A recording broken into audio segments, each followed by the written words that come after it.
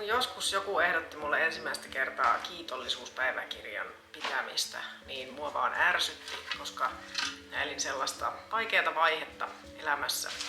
Ja mä jotenkin ajattelin, että pitäisikö tässä vielä niin kiitollinenkin olla, että mullahan oli tosi paljon kärsimystä, kaikki oli hankalaa. Mä olisin kaivannut vaan jotain myötätuntoa muilta. Mutta sitten mä ymmärsin, että siinä kiitollisuuspäiväkirjassa ja ylipäänsä kiitollisuuden harjoittamisessa on kyse tekniikasta. Mitä enemmän me kiinnitetään huomiota asioihin, jotka elämässä on hyvin, joista voi olla kiitollinen, niin sitä helpommaksi se tulee. Aivot vaan alkaa toimia sillä tavalla, että ne sitten sen harjoituksen myötä, mitä enemmän kiinnittää huomiota hyviin asioihin, niin alkaa myös automaattisesti mennä kohti niitä hyviä asioita ja huomata niitä enemmän. Toisin kuin taas silloin, kun me ollaan vaikka tosi stressaantuneita, niin aivoissa on sellainen negatiivisuusvääristymä, että stressaantuneena ja ihan muutenkin ihmisen selviytymisen kannalta meidän aivot on kehittynyt sellaisiksi, että ne helpommin huomaa ne asiat, jotka on huonosti. Ja pitää niitä tärkeämpinä. Joten siksi meille on tosi hyödyllistä, omalle hyvinvoinnille on tosi hyödyllistä opetella kiinnittämään tietoisesti huomiota niihin asioihin, jotka on hyvin.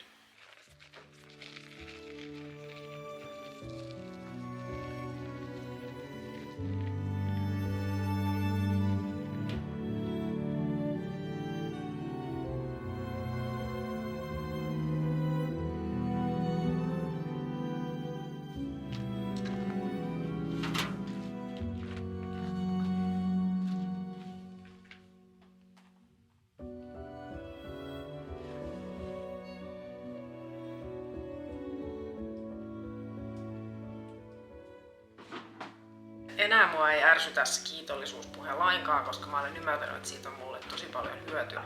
Toki jos se tulee ulkopuolelta jonkun toisen käskemänä, niin se lähtökohta ei ole välttämättä paras mahdollinen. Mutta jos itse haluaa ruveta löytämään elämästään enemmän niitä kiitollisuuden aiheita, niin se voi yllättää, että miten paljon hyötyä siitä on. No miten sitä kiitollisuutta sitten harjoittaa, tai miten mä sitä harjoitan. Ensin mulla oli sellainen tapa, tai mä yritin sellaista tapaa, että mä kirjoitan joka ilta vihkoon 3 asiaa, jotka sinä päivänä on ollut hyvin.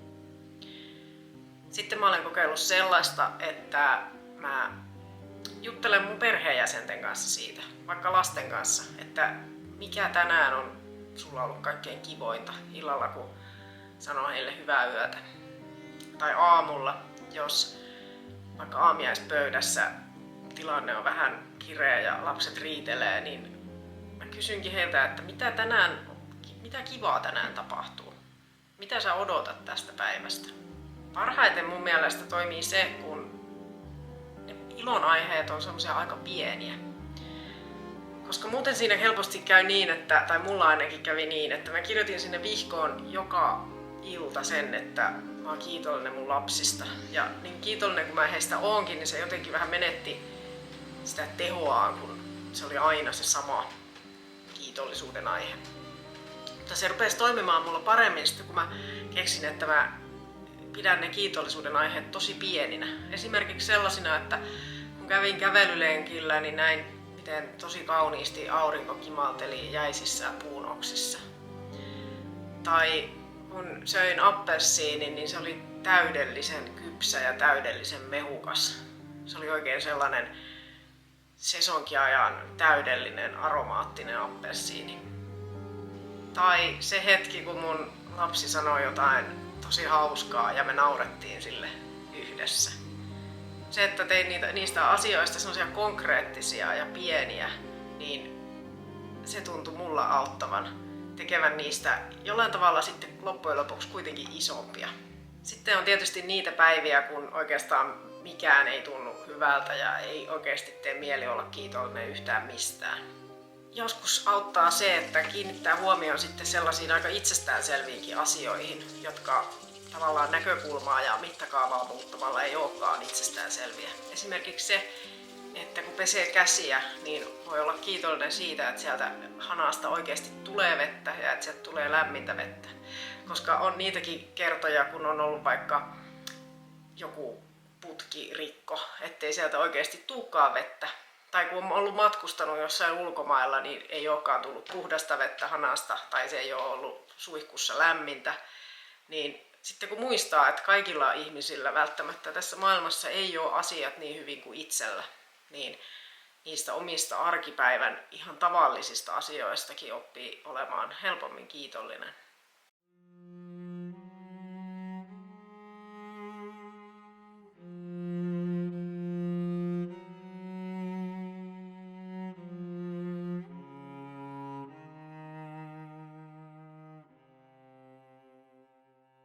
Yksi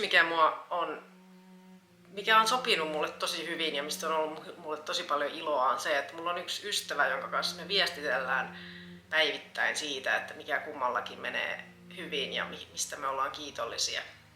Siinä saa ikään kuin tupla ilon, kun ensin iloitsee siitä omasta asiastaan ja sitten iloitsee vielä sen toisen puolesta.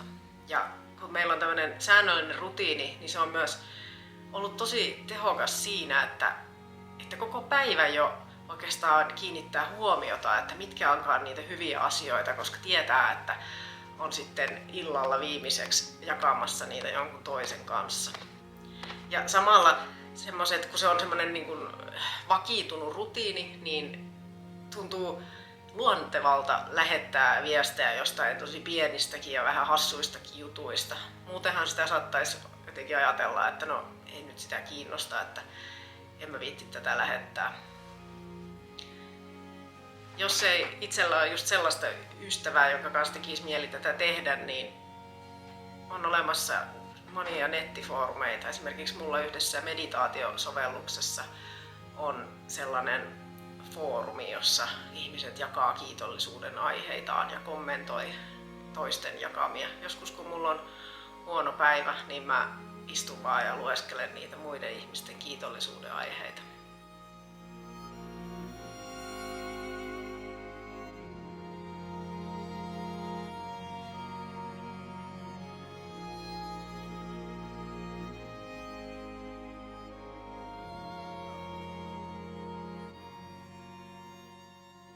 Tässä koko kiitollisuushommassa on mun mielestä yksi tärkeä pointti se, että käännetään huomio pois siitä, mitä haluaa, siihen mitä jo on, koska tosi usein sitä vaan pohtii sitä, että mitä vielä haluaisi, minkälaisia tavoitteita on ja sitten sitä saattaa vähän tuskailla, että miksi mulla on vielä niin pitkä matka sinne tavoitteiden toteutumiseen tai siltä se ainakin tuntuu.